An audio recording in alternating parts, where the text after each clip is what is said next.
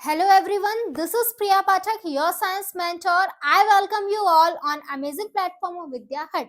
बच्चों, आज की क्लास में हम लोग सॉल्व करने वाले हैं क्वेश्चन बैंक। और ये कौन सी क्वेश्चन बैंक है? ये वो क्वेश्चन बैंक है जो सीबीएसई ने रिलीज करी है 2024-25 सेशन के लिए।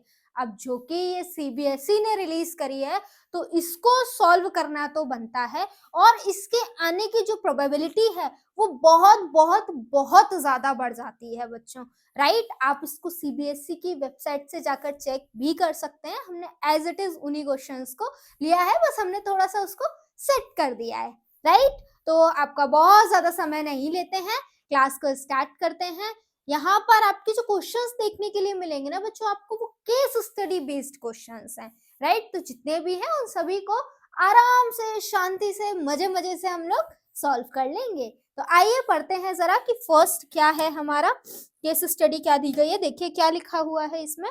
सबसे पहले लिखा हुआ है marbles popularity began in ancient Rome and Greece. Marble की जो पॉपुलैरिटी थी वो कहाँ से शुरू हुई है? रोम से और ग्रीस से शुरू हुई है।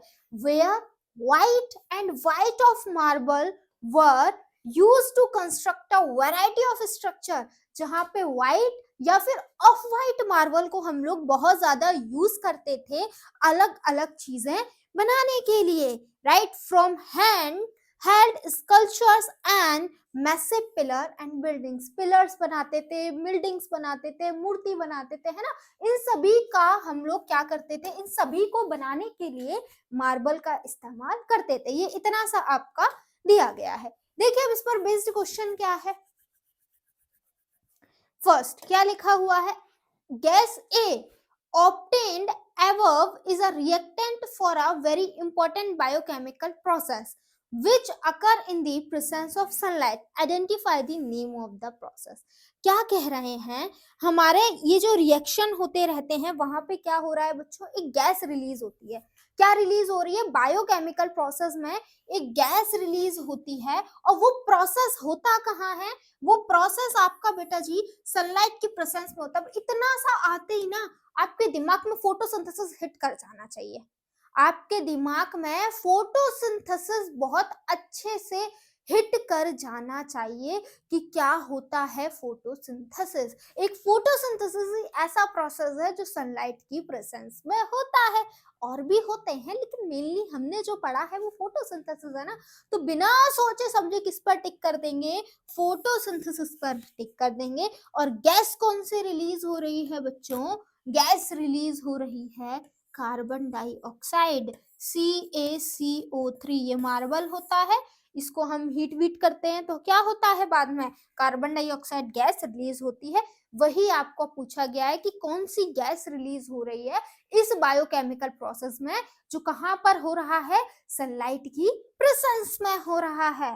ओके बच्चों, आगे चलें। नेक्स्ट क्वेश्चन देखिए क्या पूछा गया है। द प्रोसेस, देखिए क्या लिखा हुआ है, आपका एक्सप्लेनेशन भी लिखा हुआ है।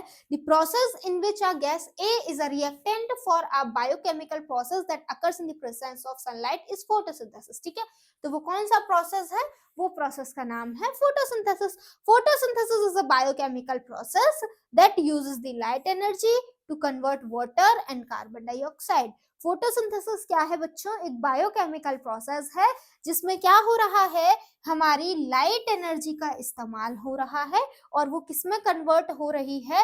वाटर में और कार्बन डाइऑक्साइड में कन्वर्ट हो रही है। ठीक है, वाटर और कार्बन डाइऑक्साइड उसमें कन्वर्ट हो रहा है और मिल क्या रहा है? प्रोडक्ट में ऑक्सीजन मिल रही है हमको। राइट बच्चों, ये तो हम बहुत अच्छे से पढ़ चुके हैं मैम, है ना। ये तो पता है ना हमको कि फोटोसिंथेसिस क्या होता है, बचपन से पढ़ते आ रहे हैं। नेक्स्ट देखिए क्या लिखा हुआ है। मार्बल स्टैचू आर कोरोडेड और stained when they are repeatedly, एक मिनट रुकना,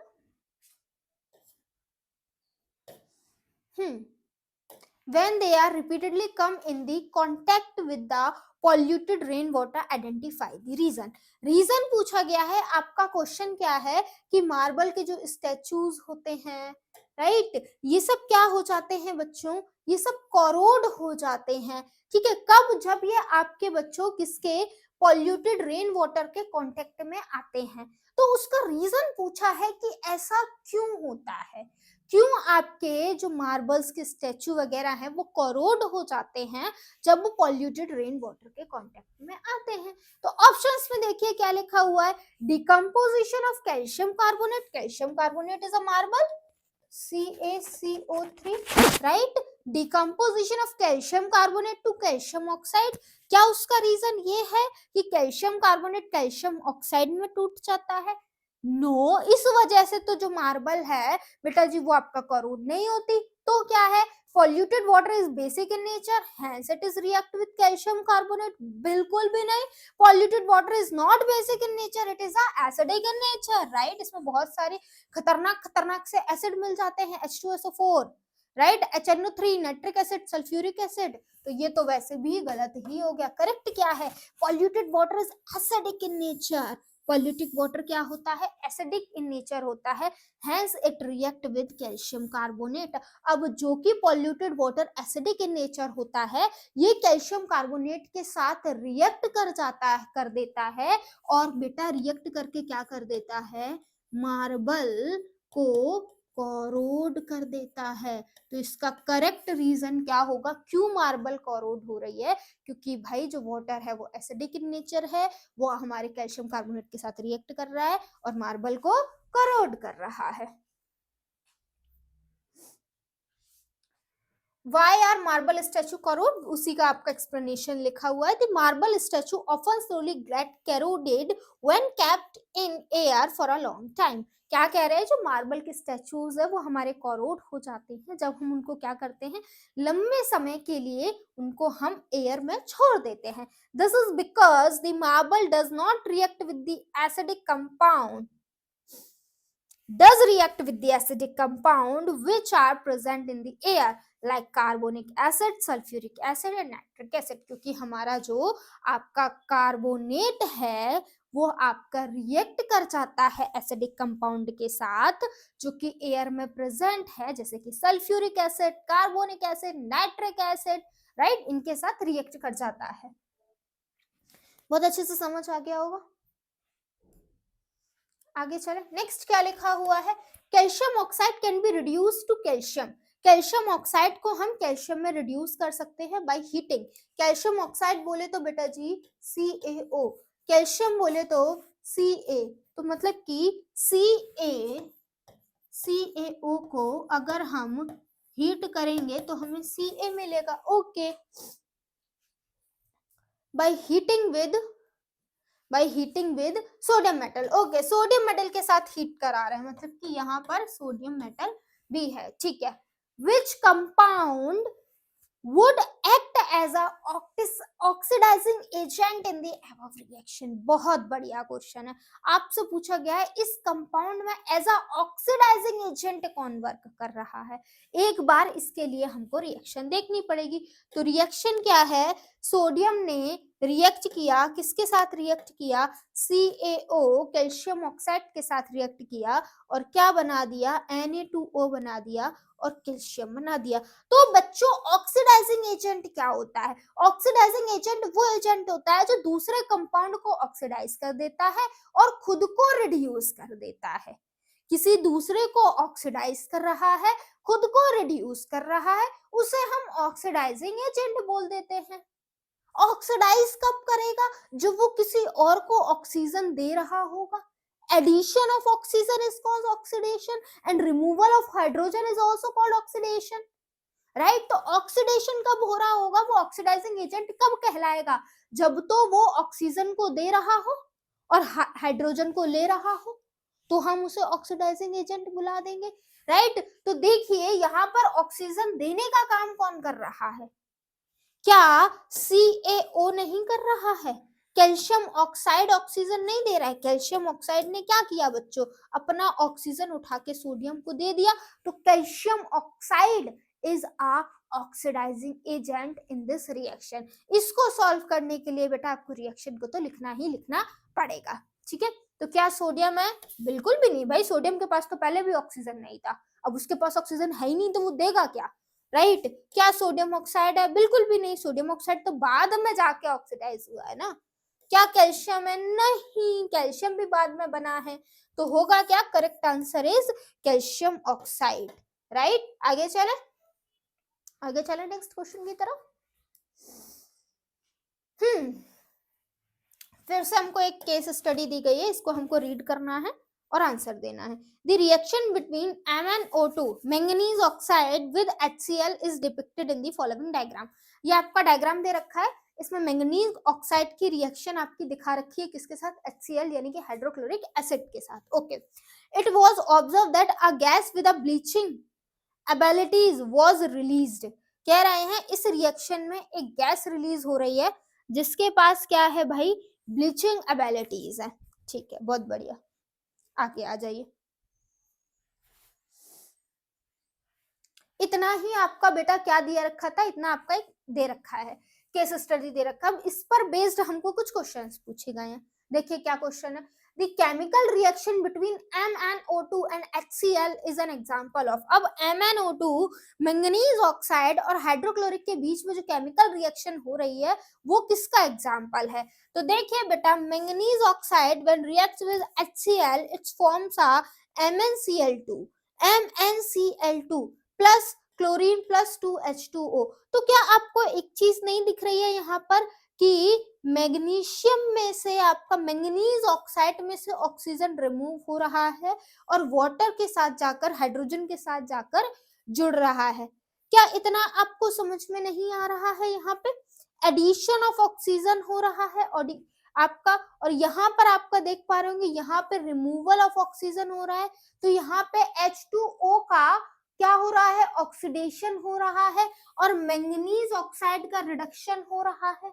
वो रिएक्शन जिसमें ऑक्सीडेशन और रिडक्शन दोनों होते हैं, क्या हम उन्हें रिडॉक्स रिएक्शन नहीं बुलाते हैं? तो ये रिएक्शन कौन सी हो जाएगी बच्चों?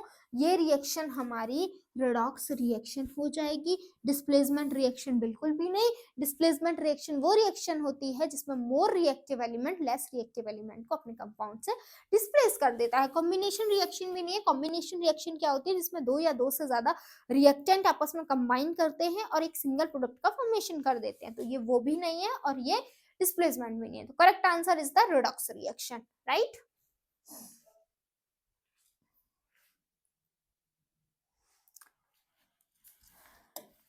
Chlorine gas react with dash to form a bleaching powder। क्या कह रहे हैं? क्लोरीन गैस हमारी किसके साथ रिएक्ट करेगी कि हमको ब्लीचिंग पाउडर मिल जाएगा, राइट। यह आपने एसिड बेसिस एंड सॉल्ट्स में पढ़ा होगा, राइट। तो क्लोरीन गैस किसके साथ रिएक्ट करती है? ड्राई CaOH होल ट्वाइस, जिसको हम स्लेग्ड लाइम भी बुलाते हैं, इसके साथ रिएक्ट करती है और क्या फॉर्म कर देती है? ब्लीचिंग पाउडर का फॉर्मेशन कर देती है। ये बात आपको पता है या नहीं पता है? तो इसका करेक्ट आंसर क्या हो जाएगा कि ब्लीचिंग पाउडर कब फॉर्म होता है, किसके साथ क्लोरीन गैस रिएक्ट करती है? तो correct answer is dry CaOH का होल ट्वाइस। ठीक है, diluted solution of calcium hydroxide बिल्कुल भी नहीं, concentrated solution of calcium hydroxide बिल्कुल भी नहीं, ड्राई CaO बिल्कुल भी नहीं, क्विकलैम तो लेनी ही नहीं है। नेक्स्ट आ जाइए। नेक्स्ट में क्या दे रखा है? Identify the correct statement from the following. इसमें से हमको क्या करना है? करेक्ट स्टेटमेंट बताना है। अरे ये क्वेश्चन तो अभी अभी हमने देखा कि किसका रिडक्शन हो रहा है, किसका ऑक्सीडेशन हो रहा है। MnO2 is getting, पहले ये वाले पढ़ लेते हैं, right. MnO2 is getting oxidized। नहीं भाई, MnO2 से तो ऑक्सीजन छिन ही रहा है, तो उसका ऑक्सीडेशन कैसे हो सकता है? बिल्कुल गलत है। ठीक है, MnO2 and HCl both are getting reduced। बिल्कुल भी नहीं भाई, इसको तो ऑक्सीजन मिल रहा है ना, HCl को तो ऑक्सीजन मिल रहा है, तो ये रिड्यूस कैसे हो सकती है? MnO2 and HCl both are getting oxidized। क्या दोनों का ऑक्सीडेशन हो रहा है? नहीं, तो ये तीनों ही स्टेटमेंट गलत है। यहाँ पर MnO2 रिड्यूस हो रहा है क्योंकि इससे ऑक्सीजन जा रहा है, राइट। और HCl जो है उसका ऑक्सीडेशन हो रहा है, इससे ऑक्सीजन चला गया, इसको ऑक्सीजन मिल गया। ठीक है, तो correct answer is option number A. Next आ जाइए। In the above reaction, what is the nature of MnO2? ये जो MnO2 होता है इसका नेचर कैसा होता है? नॉर्मल सी बात है, ये HCl के साथ रिएक्ट कर रहा है और HCl is a acid, HCl is a highly reactive acid. Okay बच्चों, तो HCl is a acid, so that means it is a basic oxide, और ये हमको पता है MnO2 is a basic oxide, right? आगे आ जाइए, देखा किस तरीके से एक छोटे से 4 लाइनों से कितने बढ़िया बढ़िया क्वेश्चंस बने।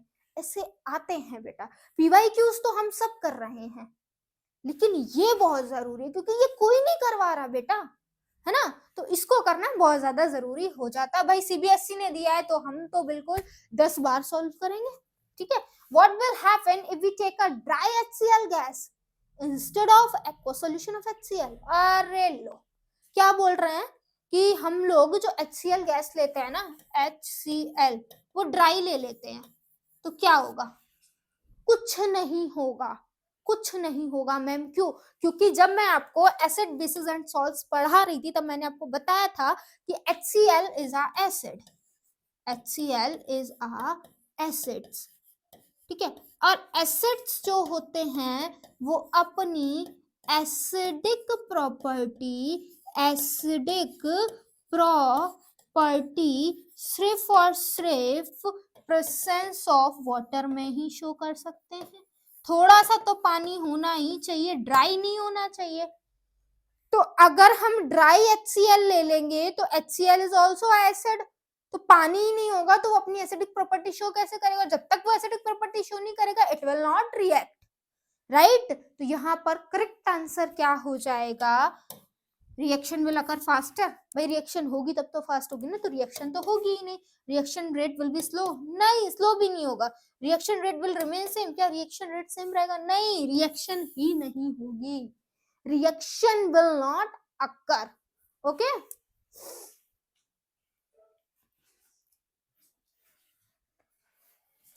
देखिए एक्सप्लेनेशन इसका दिया हुआ है, क्या लिखा हुआ है? Reaction will not occur, now we know that the property of every acid is to release hydronium ion. ये बात हमको पता है कि कोई भी एसिड की एसिडिक प्रॉपर्टी कब दिखती है? जब वो या तो हाइड्रोनियम आयन को रिलीज करे या फिर H+ आयंस को रिलीज करे, right, when they are reacted with any other metal. ठीक है, प्रॉपर्टी उनकी तभी शो होगी जब कोई एसिड हाइड्रोनियम आयन या H+ आयंस को रिलीज कर रहा है। An aqueous solution of HCl means that it is an acid form, and when it is made to react with water, it will release the hydronium ion. अगर हम aqueous solution लेते हैं HCl का, that means it is an acidic form, और जब वो react करेगा किसी के भी साथ तो वो हाइड्रोनियम आयन का फॉर्मेशन कर ही देगा। Dry HCl is the gaseous form. Dry HCl क्या है? ये एक aqueous form है। Therefore, there are no properties of acid. यहाँ पर कोई भी एसिड की प्रॉपर्टी नहीं दिखेगी, hence it cannot release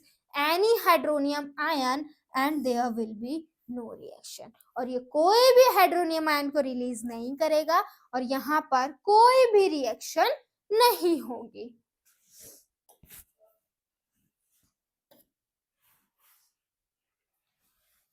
next देखिए, read the following and answer. इसको हमको रीड करना है और उसके बाद हमको आंसर दे देने हैं। आइए रीड करते हैं। For an internal combustion engine to move a vehicle down the road, it must convert the energy stored in the fuel into the mechanical energy to drive the vehicles। क्या कह रहे हैं? किसी भी इंजन को work करने के लिए क्या जरूरी है कि भाई जो एनर्जी स्टोर्ड है फ्यूल की उसको मैकेनिकल एनर्जी में कन्वर्ट करना पड़ेगा। In your car the distributor and the battery provide this starting energy. ठीक है, हमारी कार में ये स्टार्टिंग एनर्जी कौन प्रोवाइड कराता है? डिस्ट्रीब्यूटर एंड कार प्रोवाइड कराते हैं by creating a electrical spark. वो क्या करते हैं? इलेक्ट्रिकल स्पार्क को क्रिएट करते हैं, which help in combustion of fuel like gasoline. और जो कि किस में मदद कराता है? फ्यूल के कंबशन में मदद कराता है, जैसे कि गैसोलीन हो गया। Blow is the reaction depicting complete the combustion of gasoline in full supply of gas. ये हमारी रिएक्शन दी गई है जो होती है, ठीक है।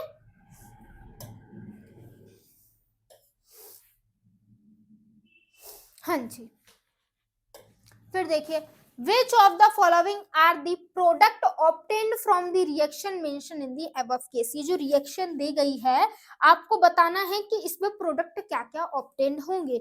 यहाँ पर बैक आइए, ये रिएक्शन दी गई है, ये रही रिएक्शन, ठीक है। ये रिएक्शन है C8H18 ने किसके साथ रिएक्ट किया, ऑक्सीजन के साथ रिएक्ट किया, गैसोलीन रिएक्ट विद ऑक्सीजन। आपका कुछ X मिला, कुछ Y कंपाउंड मिला, हमको नहीं पता ये XY क्या है। नेक्स्ट क्वेश्चन में आपको पूछा गया है इसको, ये जब रिएक्शन हो गई ना, ऑक्सीजन के साथ कंबशन हो गया, तो हमको इस रिएक्शन को कंप्लीट करना है, प्रोडक्ट क्या क्या ऑब्टेन्ड होंगे। तो भाई ये लो हमने कर दिया कंप्लीट। क्या प्रोडक्ट में कार्बन डाइऑक्साइड और हाइड्रोजन परऑक्साइड बनेगा? नहीं। क्या वाटर और कार्बन मोनोऑक्साइड बनेगा? नहीं। क्या CH3OH H2O बनेगा? नहीं। क्या मिल रहा है? ये लिखी है रिएक्शन, कार्बन डाइऑक्साइड और वाटर का फॉर्मेशन बच्चों हो रहा है, ठीक है बेटा। आगे आ जाइए। नेक्स्ट क्या लिखा हुआ है, identify the type of chemical reaction occurring during the combustion of a fuel. क्या कह रहे हैं, जब कंबशन ऑफ अ फ्यूल हो रहा है तो उस समय कौन सी रिएक्शन हो रही है?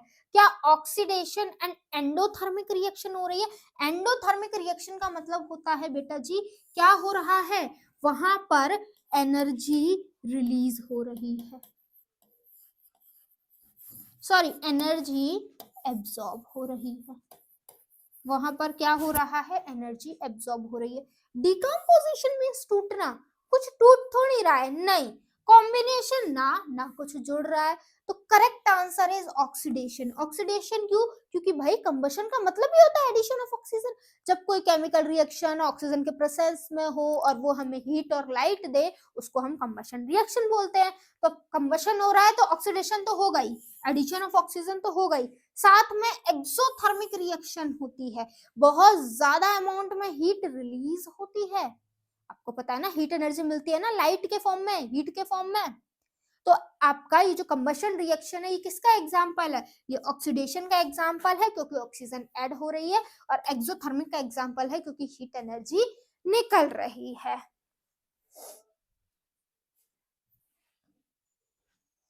आगे देखिए क्या लिखा हुआ है, combustion reaction are generally highly exothermic redox reaction between an oxidant and a fuel. Combustion reaction क्या है? हाईली एक्सोथर्मिक रिएक्शन है, एक्सोथर्मिक रेडॉक्स रिएक्शन है ऑक्सीडेंट और फ्यूल के बीच में। The product formed in a combustion reaction is usually the oxidized fuel. जो हमारा प्रोडक्ट फॉर्म होता है कंबशन रिएक्शन के दौरान, वो जनरली क्या होता है, ऑक्सीडाइज्ड फ्यूल होता है, which is mostly liberated in the gaseous state. और ज्यादातर ये जो आपका ऑक्सीडाइज्ड फ्यूल होता है, ये गैसियस स्टेट के फॉर्म में बाहर निकल जाता है। This is often refer to as smoke, और इसी को हम लोग क्या बुलाते हैं बच्चों, स्मोक बुलाते हैं, ठीक है। आगे चलो।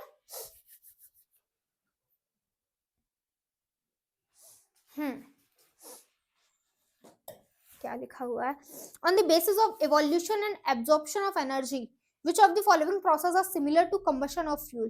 क्या कह रहे हैं, evolution of energy, energy evolve होती है, और क्या,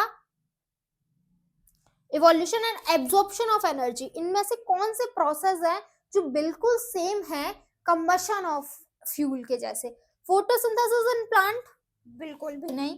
फोटोसिंथेसिस इन प्लांट में कहाँ ऑक्सीडेशन और वो सब होता है, नहीं। Respiration in human body. आगे पढ़ते हैं, decomposition of vegetable matter, decomposition of ferrous sulphate, बिल्कुल भी नहीं। तो इसका जो बच्चों वो रिएक्शन जो आपकी कंबशन ऑफ फ्यूल से मिलती जुलती है या उसी के जैसी होती है, वहां पर भी एब्जॉर्प्शन ऑफ इवोल्यूशन की, अगर इवोल्यूशन ऑफ एनर्जी की बात करें तो उसके जैसी एक और कौन सी रिएक्शन होती है? तो बच्चों उसका आंसर है रेस्पिरेशन इन ह्यूमन बॉडी और डिकम्पोजिशन ऑफ वेजिटेबल्स मैटर। तो correct option is the option number A, second and third, right. यहाँ पर सेकेंड स्टेटमेंट और थर्ड स्टेटमेंट बिल्कुल करेक्ट है। ये दोनों रिएक्शन कैसी होती हैं? कंबशन रिएक्शन जैसी होती हैं, कंबशन रिएक्शन जैसी होती है। क्या लिखा हुआ है, What process similar to combustion occurs in the human body? कह रहे ऐसा कौन सा प्रोसेस है ह्यूमन बॉडी में जो कंबशन रिएक्शन की तरह है? अभी उसी का एक्सप्लेनेशन है बेटा. in the process of respiration के प्रोसेस में ग्लूकोज इज ऑक्सीडाइज. यहाँ पर देखो ऑक्सीडेशन हो रहा है. ग्लूकोज का ऑक्सीडेशन होता है या नहीं होता है? आपने पढ़ा है ना, रेस्पिरेशन पढ़ाया है मैंने. Resulting in the release of carbon dioxide and energy, और जिस वजह से क्या होता है, कार्बन डाइऑक्साइड और एनर्जी आपकी रिलीज होती है. This is a process that is similar to combustion. और आप देख पा रहे हो ये बिल्कुल कंबशन की तरह ही सिमिलर है, जहां पर ऑक्सीडेशन हो रहा है कार्बन डाइऑक्साइड का और एनर्जी रिलीज हो रही है. राइट वहां पर कंबशन में एनर्जी हीट और लाइट के फॉर्म में रिलीज होती है, यहाँ पर एनर्जी एटीपी के फॉर्म में रिलीज होती है. राइट आपको पता है ना, एडेनोसाइन ट्राइफॉस्फेट इसी के फॉर्म में तो रिलीज होती है. Energy currency of the cell. Right देखिए क्या लिखा हुआ है. Student while walking on a road observe that cloud of a black smoke belched out from the exhaust stalk of moving truck on the road. क्या कह रहे हैं, कुछ स्टूडेंट्स थे जो रोड पर टहल रहे थे, उन्होंने क्या देखा, जो ट्रक निकल रहे हैं ना उनमें से ब्लैक ब्लैक स्मोक बहुत ज्यादा हमको देखने के लिए मिल रहा है. Choose the correct reason for the production of black smoke. अब ये जो स्टूडेंट ने ऑब्जर्व किया, इन्होंने क्या देखा कि ट्रक में से ब्लैक स्मोक निकल रहा है, तो वो ब्लैक स्मोक निकलने का हमको करेक्ट रीजन बताना है कि क्या रीजन हो सकता है. Rich supply of air leads to complete combustion of fuel. नहीं भाई, अगर रिच सप्लाई ऑफ एयर होती, ऑक्सीजन अच्छे से पहुंच रही होती, कंबशन ऑफ फ्यूल हो रहा होता, तो स्मोक इतना सारा निकलता ही क्यों भी black black. Rich supply of air leads to combination reaction, बिल्कुल भी नहीं. रिच सप्लाई होगी ही नहीं अगर वो ब्लैक है. ठीक है. Limited supply of air leads to the complete combustion. कम एयर की सप्लाई की वजह से कंप्लीट कंबशन हो रहा है, नॉट पॉसिबल. तो correct answer is limited supply of air leads to incomplete combustion. Air की जो सप्लाई है वो लिमिटेड है, जिस वजह से इनकम्प्लीट कंबशन ऑफ फ्यूल हो रहा है, जिस वजह से जो आपकी ट्रक है उसमें से जो स्मोक है वो ब्लैक ब्लैक कलर का निकल रहा है.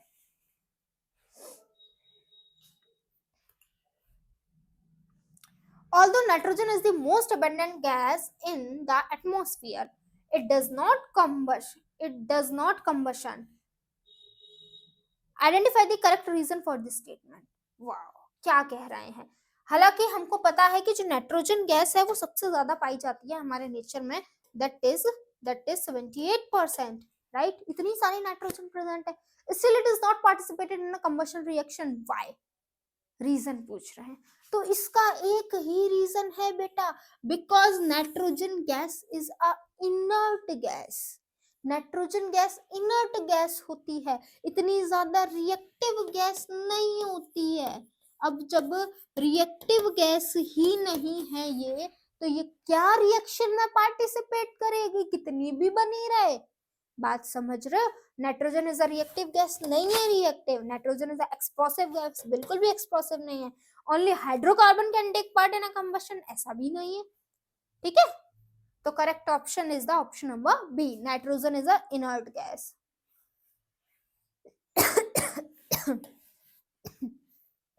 Sorry.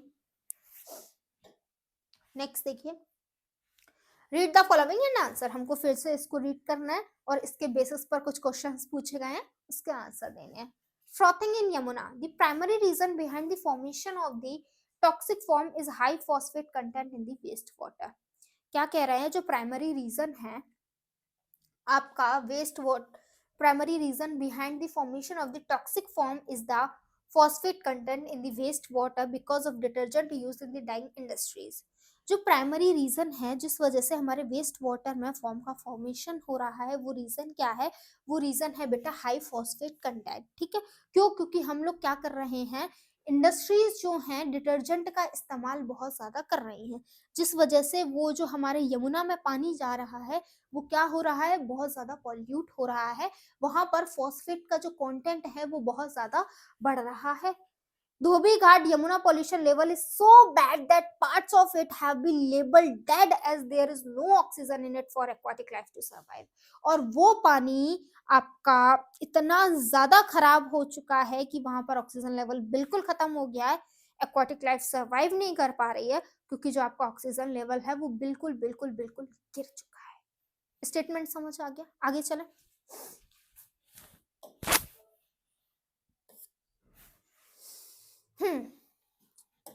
Predict the pH value of the water of river if the reason for froth is high content of the determined dissolved in it। क्या कह रहे हैं, हमको जो वाटर है ना उसकी pH वैल्यू को डिटरमाइन करना है कि कितनी होगी अगर वहां का जो आपका रीजन जो है हाई, उस यमुना वाटर में हम क्या कर रहे हैं, हाई डिटर्जेंट का इस्तेमाल कर रहे हैं। अब बताइए कि उसका पीएच कितना होगा।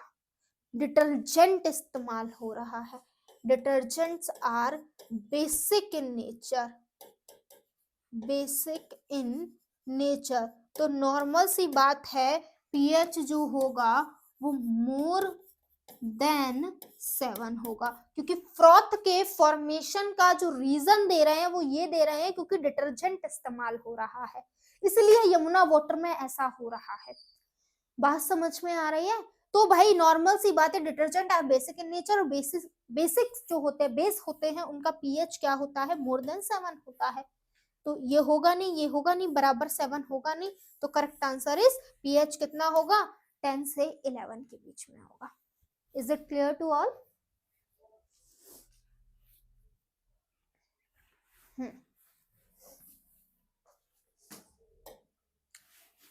The table provides the pH value of 4 solution P, Q, R and S।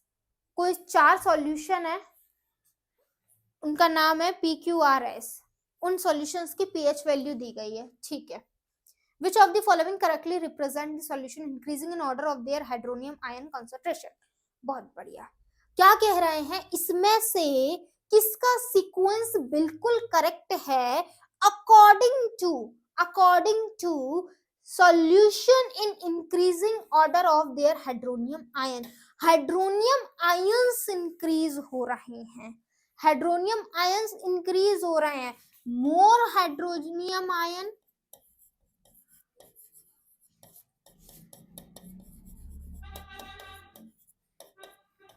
More acidic nature, यानी कि एसिडिक नेचर बढ़ता जा रहा है, पहले सबसे कम, फिर सबसे ज्यादा, फिर सबसे ज्यादा, फिर सबसे ज्यादा।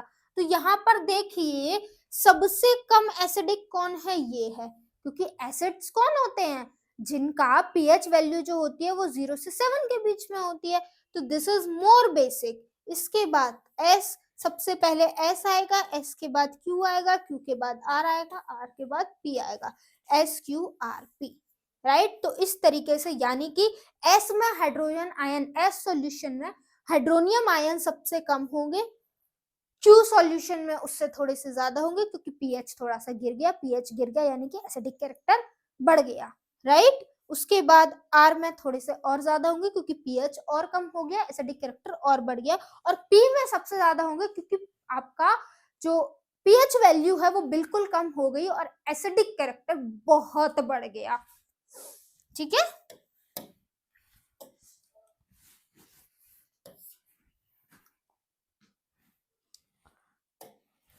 If a sample of a containing detergent is provided to you, which of the following method will you adopt to neutralize it? कह रहे हैं आपको एक सैंपल मिला है जिसमें डिटर्जेंट है, इनमें से आप क्या यूज करेंगे इस डिटर्जेंट के इफेक्ट को न्यूट्रलाइज करने के लिए। Detergent is a basic in nature, right, basic in nature, इसको न्यूट्रलाइज करना है तो we should use acid, right. तो हम यहाँ पर क्या इस्तेमाल कर सकते हैं, treating the water with baking soda, baking soda is also a basic in nature, ठीक है, तो हम इसको इस्तेमाल करेंगे नहीं। treating with a caustic soda, no, treating with a washing soda, no, इन तीनों से तो हमको इसको ट्रीट करना ही नहीं है जिसमें डिटर्जेंट है, तो हम किससे न्यूट्रलाइज करेंगे, हम लोग विनेगर का यूज करके इसको न्यूट्रलाइज कर देंगे, because vinegar is a acidic in nature, vinegar is a acidic in nature, so correct answer is option number B.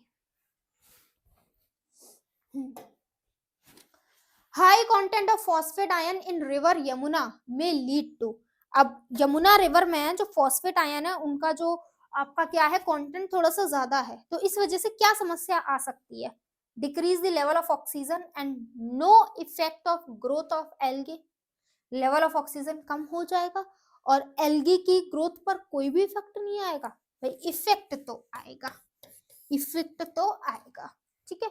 increase the level of dissolved oxygen and increase the growth of algae. algae की growth बढ़ जाएगी?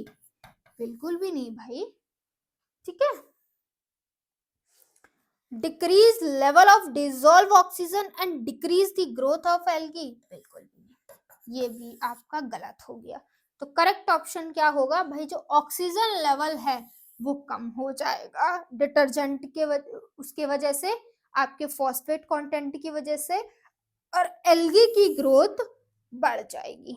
Algae की growth बढ़ जाएगी और oxygen level कम हो जाएगा, ठीक है। तो correct answer is option number A. Read the following and answer, ठीक है, हमको इसको रीड करना है और आंसर देना है। छोटा सा एक बार पढ़ लेते हैं क्या लिखा हुआ है। That follow on the basis of the information provided and studied.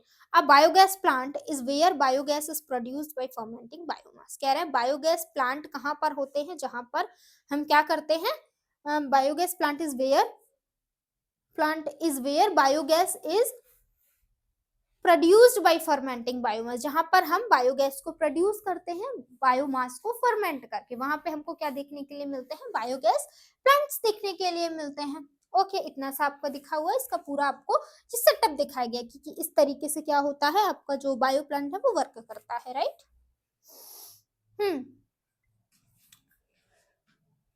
In which of the following parts will you find the anaerobic bacteria.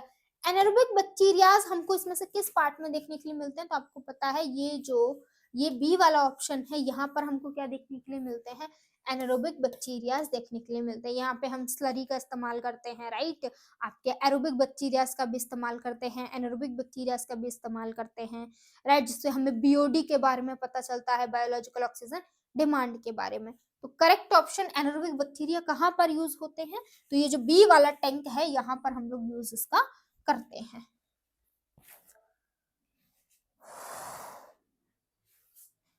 Which of the following is not a correct for biogas? Biogas के बारे में इनमें से क्या correct नहीं है? It's carbon neutral, ये carbon neutral होती है, बिल्कुल सही है। It's depend on micro organism, ये माइक्रो ऑर्गेनिज्म के ऊपर डिपेंड होती है, बिल्कुल सही है। यील्ड रिच मैन्योर, बिल्कुल सही है। तो इसमें से गलत क्या है, इट्स नॉन रिन्यूएबल, ये नॉन रिन्यूएबल है, नहीं भाई, it is a renewable, right. तो option number B is incorrect about the biogas.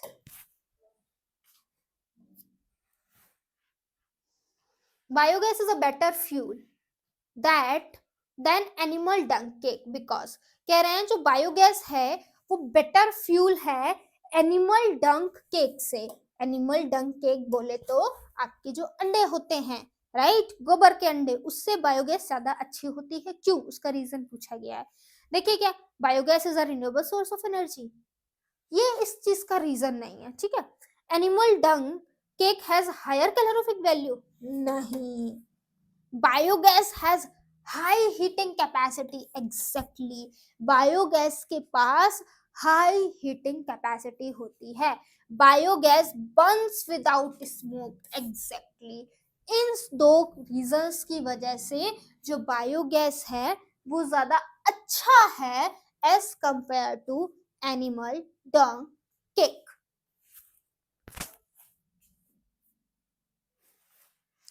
Biogas is formed in the presence of air only, नहीं। प्रेजेंस ऑफ वाटर ओनली, नहीं। Presence of air and absence of water, नहीं।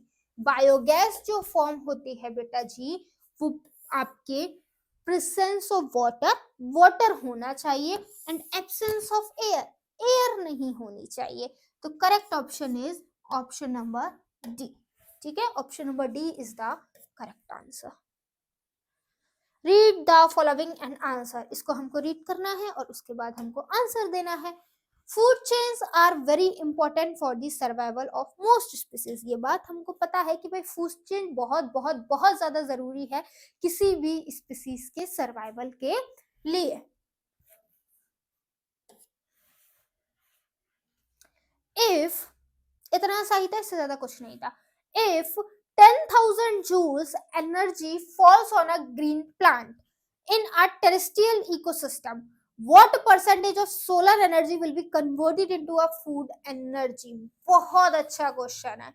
क्या बोल रहे हैं कि अगर 10,000 जूल्स ऑफ एनर्जी किसी ग्रीन प्लांट को मिल रही है तो कितनी एनर्जी जो है, कितनी सोलर एनर्जी फूड एनर्जी में कन्वर्ट हो जाएगी? तो बहुत सारे बच्चे 10% लॉ को लगाकर आंसर कर देंगे 1000 joule.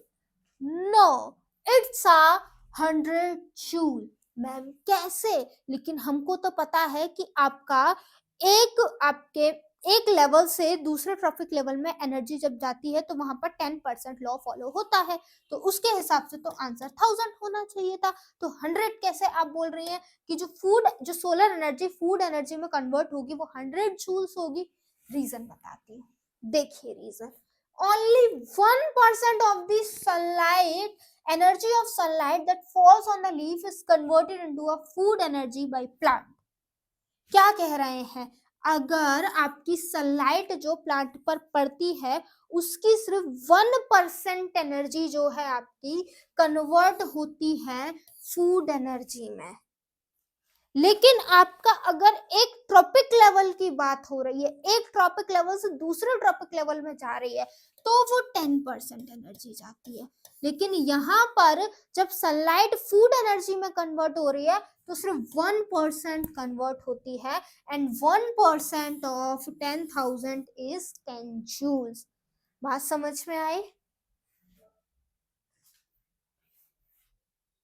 If Ravi is consuming curd yogurt for a lunch, which trophic level in a food chain he should be considered as occupying? अगर जो रवि है वो अपने लंच में क्या ले रहा है, दही ले रहा है, तो कौन सा ट्रॉफिक लेवल जो है he should be considered as occupying? तो किस ट्रॉफिक लेवल को ऑक्यूपाई कर रहा है बेटा जी? ये थर्ड ट्रॉपिक लेवल को ऑक्यूपाई कर रहा है। बिना सोचे समझे टिक मार देना।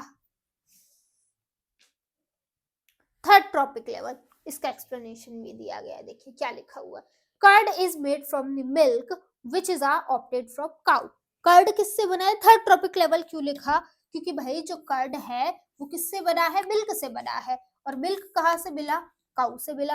Cow is a primary source that feeds on producer grass and occupies the secondary trophic level. और काउ क्या है? प्राइमरी सोर्स है। देखो काउ क्या है? प्राइमरी सोर्स है, और इसने अपने मिल्क के प्रोडक्शन के लिए कहां से लिया था अपनी energy?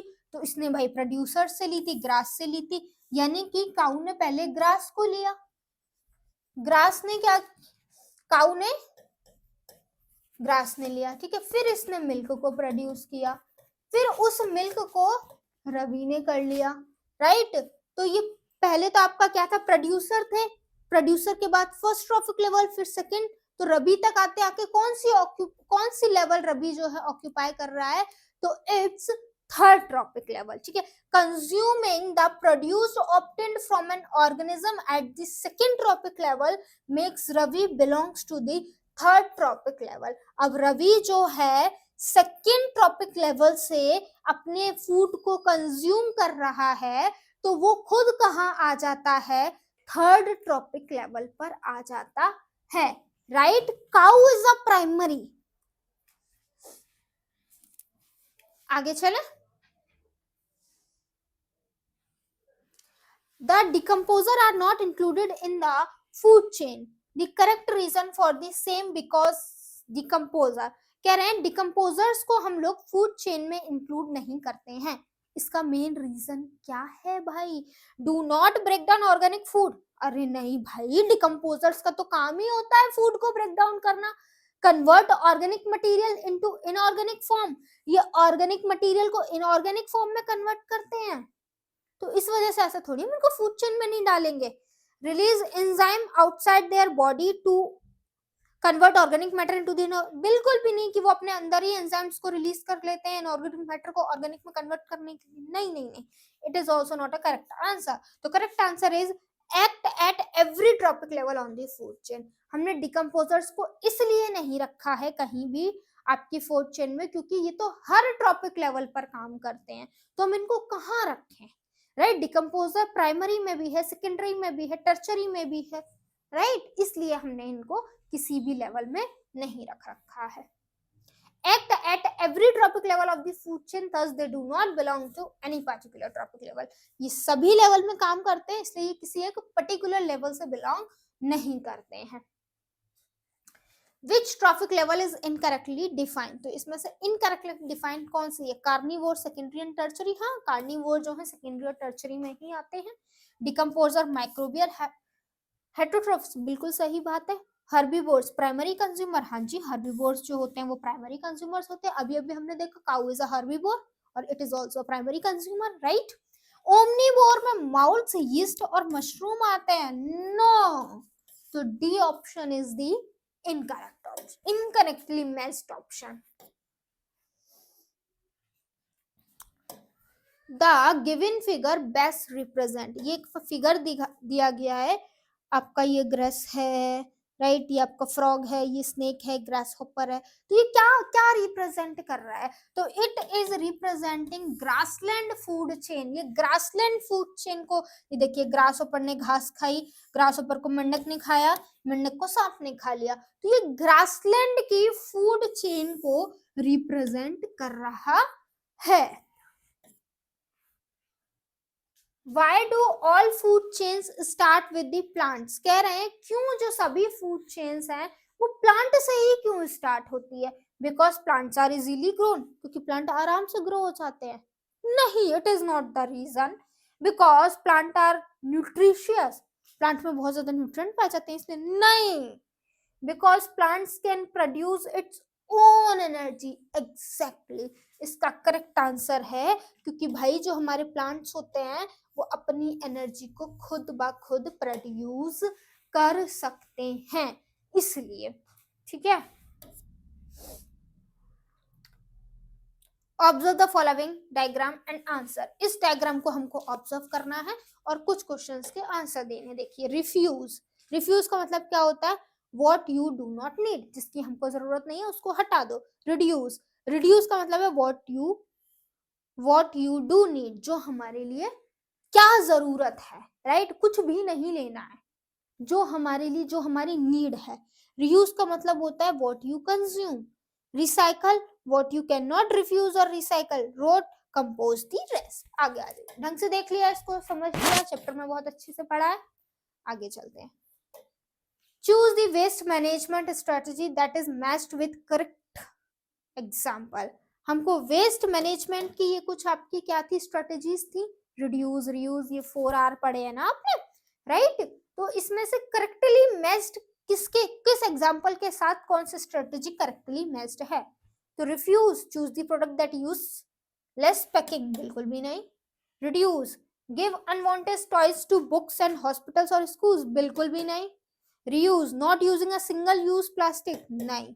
repurpose, making flower pot from used plastic bottles, right। Correct है आपका option number D.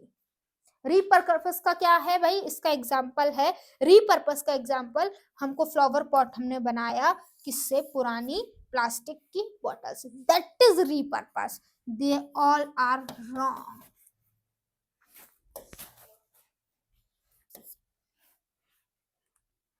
Recycling of paper is a good practice, but recycled paper should not be used for packing food because क्या कह रहे हैं? Paper को recycle करना अच्छी बात है, लेकिन हम रिसाइकल्ड पेपर का इस्तेमाल फूड पैकिंग में नहीं कर सकते। उसका रीजन क्या है? रिसाइकल पेपर में release colour dyes on the food item, बहुत एक्यूरेट नहीं है। ठीक है, recycle paper are not absorbent, recycle paper absorbent नहीं होते, नहीं। Recycle paper are costly, costly होते हैं, नहीं, बकवास सा रीजन है। ठीक है, क्या लिखा हुआ है?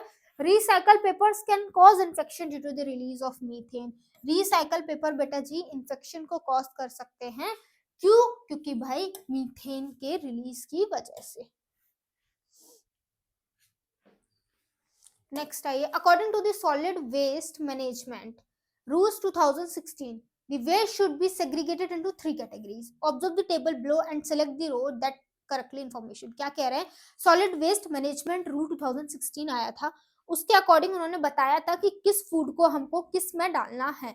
तो उसके अकॉर्डिंग से यहाँ पर करेक्टली मैच्ड कौन सा है वो हमको बताना है। कुक्ड फूड, वेजिटेबल फूड और पील्स, ये इसमें जाने चाहिए। नहीं, ये वाला गलत है. Is dry waste hazard? नहीं. Leftover vegetables? No, it's also wrong. Is all correct is option number B.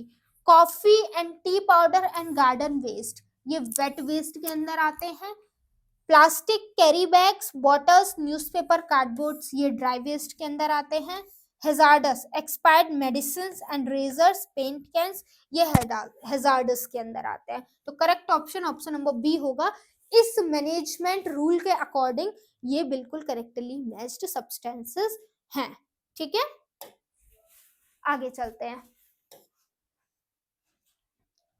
Effective segregation of waste at the point of generation is very important. Select the appropriate statement giving the importance of waste segregation. इसमें हमको बोला है हमको appropriate statement को select करना है जो कि भाई हमको ऐसा करने के लिए बहुत ज्यादा जरूरी है. हम क्यों वेस्ट को सेग्रीगेट कर रहे हैं उसका मेन रीजन बताना है हमको. Less waste goes to landfill, कम से कम वेस्ट लैंडफिल में जाएगा. बिल्कुल सही बात है. अगर हम वेस्ट को सेग्रीगेट कर देंगे तो लैंडफिल्स में जो वेस्ट जाएगा वो कम से कम जाएगा. Better for public health and environment, बहुत सही बात है. पब्लिक हेल्थ और एनवायरनमेंट के लिए तो अच्छा होगा ही. Help in reducing the waste, नहीं, इससे वेस्ट रिड्यूस नहीं होगा. वेस्ट तो जितना प्रोड्यूस होता है उतना ही होगा. Help in deterioration of the waste, picture health, नहीं. तो इसका करेक्ट ऑप्शन होगा फर्स्ट एंड सेकंड, यानी कि both 1 and 2. When recycling a plastic water bottle, what should you do not with the cap? कह रहे हैं जब हम प्लास्टिक वाटर बॉटल को रिसाइकल कर रहे हैं तो वो कैप के साथ क्या नहीं करना चाहिए, नहीं क्या करना चाहिए. What should you do with the cap? The cap goes into the garbage, can and bottle goes in recycling bin. हमको क्या करना है, कैप को तो भाई गार्बेज में डाल देना है और कैन और जो बोतल है उसको रिसाइकल बिन में डालना है. उसको हम दोबारा से इस्तेमाल कर सकते हैं. ठीक है,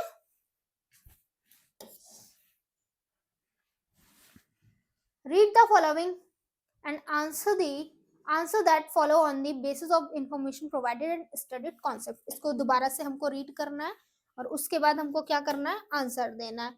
इन Kanchpura village located in the Karnal district, Haryana, Aditya Agrawal and the older brother Amit Agrawal runs the sea industry, a steel plant set up by their ancestor in 1984.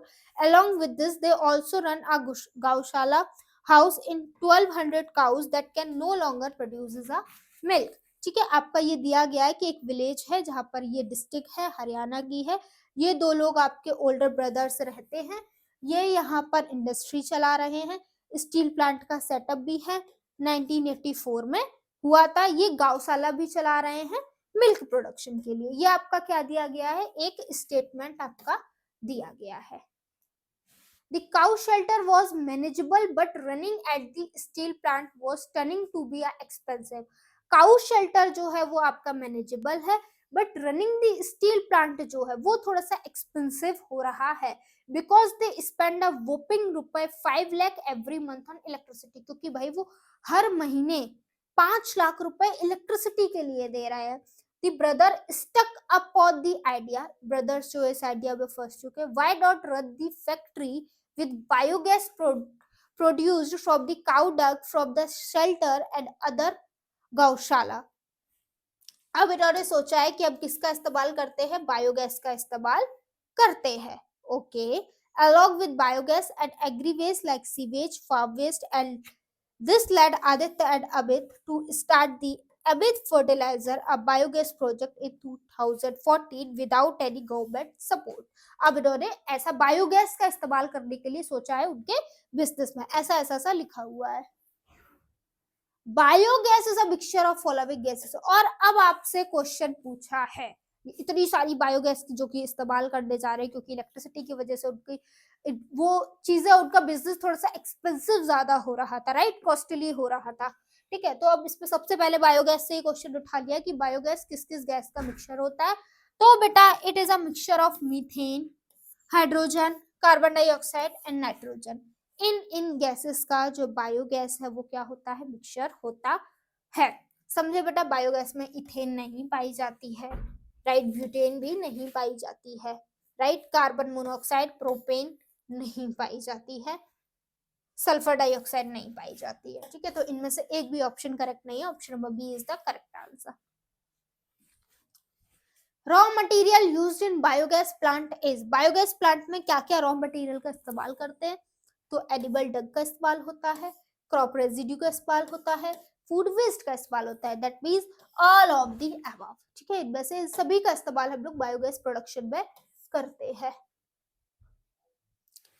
Correct labelling in a biogas plant is given, correct labelling बता रही है कि ए क्या होता है, B क्या है, सी क्या है, डी क्या है। तो correct answer is option number B, A is a slurry, B is a digester, C is a manure और D is a gas tank. ठीक है, it is a gas tank, it is a slurry, it is a digester, right, it is a manure. Biogas is a water fuel that, ये same अभी अभी हमने किया है कि बायोगैस जो है बेटर क्यों है काउ डंग से, केक से, राइट। आपके बच्चों बहुत सारे क्वेश्चंस ऐसे थे जो रिपीटेड थे, है ना। आपकी जो सीबीएसई का वेबसाइट से अगर निकालेंगे इस पीडीएफ को तो बहुत सारे क्वेश्चंस रिपीटेड है, तो मैंने वो दोबारा दोबारा नहीं डाले हैं, एक ही बार करवा दिया। अभी आपने फिर देखा ये भी रिपीटेड आ गया है। Biogas is form in the presence, ये भी हमने अभी अभी देखा, ये भी रिपीटेड है, इन the presence of water and absence of air is the correct answer. तो बच्चों जो सीबीएसई का सैंपल पेपर था 2024-25 का, वो हमने पूरा सॉल्व कर लिया है। आप लोग एक बार जाकर चेक करिएगा, आपको कोई डाउट लगे, कोई प्रॉब्लम लगे तो मुझे बताइएगा। और ये बेटा बहुत ज्यादा इंपॉर्टेंट है, पीवाईक्यूज हम सब लगा लेते हैं, लेकिन हमको इससे आइडिया मिल रहा है कि ऐसा भी बन सकता है इस साल पेपर। उस साल पीवाईक्यू हो गए पेपर, वो तो आएंगे, लेकिन इससे हमको आइडिया मिलेगा कि इस साल क्या आ सकता है, नया क्या देखने के लिए मिल सकता है। तो प्लीज उसको लगाइएगा, कोई डाउट हो तो उसको सॉल्व करिएगा। ठीक है बेटा, अब जो कि हमारे क्वेश्चंस खत्म हो गए तो इस क्लास को यहीं पर ओवर करते हैं। Thank you so much for watching मी। जय हिंद।